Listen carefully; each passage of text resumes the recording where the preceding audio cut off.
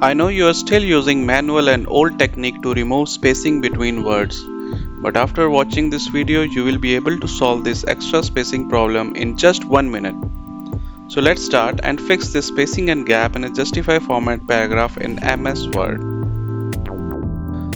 So let's start. So this is my word sheet, and if you can see there are a lot of gap between two words.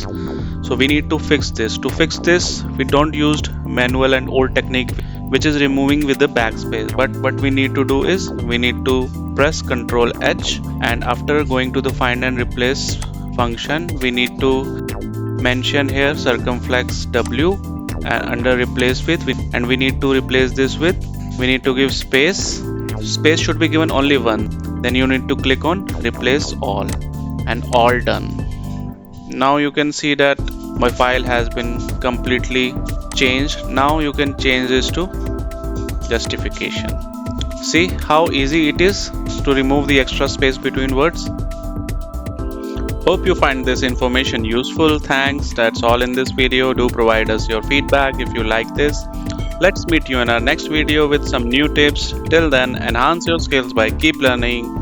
Bye bye.